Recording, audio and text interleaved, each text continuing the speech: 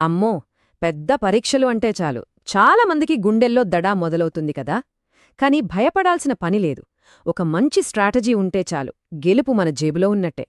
ఈరోజు ఆ గెలుపు మంత్రాన్ని ఎలా పట్టుకోవాలో మనం కలిసి చూద్దాం. సిఎస్ఆట్ లాంటి పేర్లు వినగానే మనసులో ఏదో తెలియని టెన్షన్ స్టార్ట్ అవుతుంది కదండి. ఆ ప్రెషర్, ఆ యాంగ్జైటీ ఇవన్నీ చాలా కామన్. కాని ఒక విషయం గుర్తుపెట్టుకోవాలి, ఆ ఒత్తిడిని దాటడమే మన విజయానికి మొదటి మెట్టు. సో ఈ టెన్షనంతా పక్కన పెట్టి అసలు పని ఎలా మొదలుపెట్టాలి? సింపుల్. మనకు కావలసింది ఒక సాలిడ్ ప్లాన్. ఆ ప్లాన్ ఉంటే చాలు, మనల్ని గెలుపు దాకా అదే తీసుకెళ్తుంది. చాలామంది అనుకుంటారు గెలుపు అనేది ఎగ్జామ్ హాల్లో మొదలవుతుందని. కాని కాదు. అసలు సిసలైన గెలుపు ఎగ్జామ్ టైమర్ స్టార్ట్ అవ్వక ముందే మనం వేసుకునే ప్లాన్లోనే ఉంటుంది. ఇది ఒక రకంగా చెప్పాలంటే మన బ్యాటిల్ ప్లాన్ అన్నమాట. ఓకే, ఈ టేబుల్ చూడండి. అద్భుతంగా ఉంది కదా. మొత్తం 120 నిమిషాల పరీక్షను ఎలా విభజించుకోవాలో ఒక క్లియర్ రోడ్ మ్యాప్ ఇచ్చేశారు. అంటే ఏ సెక్షన్కి ఎంత టైం ఇవ్వాలి, కనీసం ఎన్ని కరెక్ట్ ఆన్సర్లు టార్గెట్ చెయ్యాలి అని ముందుగానే ఫిక్స్ అయితే మనకొక క్లారిటీ వచ్చేస్తుంది. ఇది గోల్డెన్ రూల్, ఖచ్చితంగా గుర్తుపెట్టుకోవాలి. ఒకే ఒక కష్టమైన ప్రశ్న దగ్గర ఆగిపోయి టైమంతా వేస్ట్ చేసే బదులు దాన్ని స్కిప్ చేసి ఓ 5 సులభమైన ప్రశ్నలు పూర్తి చేస్తే స్కోర్ ఎక్కడికో వెళ్ళిపోతుంది. ఒక్కసారి ఆలోచించండి, ఎంత తేడా వస్తుందో. సరే, ప్లానింగ్ అయితే సెట్. ఇప్పుడు అసలు కథలోకి వెళ్దాం. ఎగ్జామ్ హాల్లో పరిస్థితి ఎలా ఉంటుందో చూద్దాం. మనమిప్పుడు కొన్ని శాంపుల్ క్వశ్చన్స్ చూస్తాం. గుర్తుంచుకోండి, వాటిని సాల్వ్ చేయడం మన ఉద్దేశ్యం కాదు. వాటిని ఎలా అప్రోచ్ అవ్వాలి, ఆ ఆలోచన విధానమేంటో అర్థం చేసుకోవడమే ముఖ్యం. మొదటగా క్వాంటిటేటివ్ యాప్టిట్యూడ్. పేరులోనే ఉంది, ఇవన్నీ నంబర్స్తో ఆడుకునే ప్రశ్నలు. ఎంత వేగంగా ప్రాబ్లమ్స్ సాల్వ్ చేయగలమో ఇక్కడ టెస్ట్ చేస్తారు. ఫర్ ఎగ్జాంపుల్, ఈ షాప్కీపర్ క్వశ్చన్ చూడండి. పక్కన ఘడియారం టిక్ టిక్ మని కొట్టుకుంటూ ఉంటుంది. అలాంటి టైం ప్రెషర్లో ఫార్ములాలను ఎంత ఫాస్ట్గా అప్లై చేయగలమో ఇది పరీక్షిస్తుంది. ఇక్కడ స్పీడ్ ఎంత ముఖ్యమో కరెక్ట్గా చేయటం కూడా అంతే ముఖ్యం. రెండూ కావాలి. Next, logical reasoning. ఇవి అచ్చం పజిల్స్ లాంటివి. కొన్ని రూల్స్ ఇస్తారు, కొన్ని స్టేట్మెంట్స్ ఇస్తారు. వాటి ఆధారంగా మనం కన్క్లూజన్కి రావాలి. మన లాజికల్ థింకింగ్ని టెస్ట్ చేస్తాయి.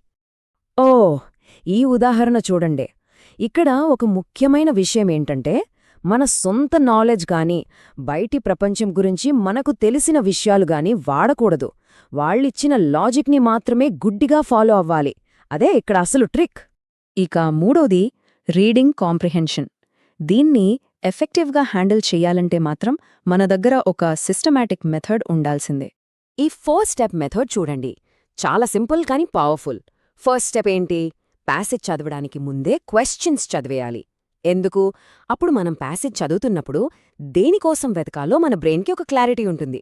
అంటే గుడ్డిగా చదవడం కాకుండా సమాధానాల కోసం వేటాడుతున్నట్టు ఉంటుంది. రైట్. ఇప్పటిదాకా మనం ప్రిపరేషన్ గురించి, ఎగ్జామ్ రాయడం గురించి చూసాం. కానీ ఇప్పుడు మనం డిస్కస్ చేయబోయేది అన్నింటికంటే ముఖ్యమైనది. అదే పోస్ట్ టెస్ట్ అనాలిసిస్.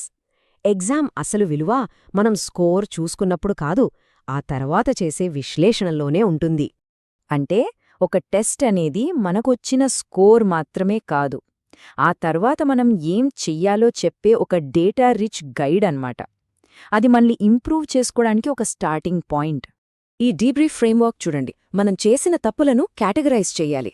అంటే కాన్సెప్ట్ తెలియక తప్పు చేశామా, లేక ఫార్ములా మర్చిపోయామా, లేదా సిల్లీ మిస్టేక్ చేశామా, ఇలా మనల్ని మనం ప్రశ్నించుకుంటే నెక్స్ట్ రివిజన్లో దేనిమీద ఎక్కువ ఫోకస్ పెట్టాలో ఒక ఐడియా వస్తుంది. సింపుల్గా చెప్పాలంటే మన వీక్నెస్లను స్ట్రెంగ్త్గా మార్చే ప్రాసెస్ ఇది.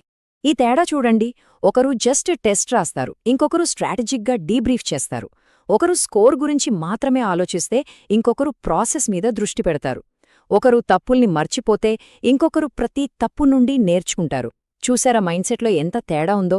ప్రతి టెస్ట్ని మనల్ని మనం మెరుగుపరుచుకోవడానికి ఒక అవకాశంగా చూడాలి.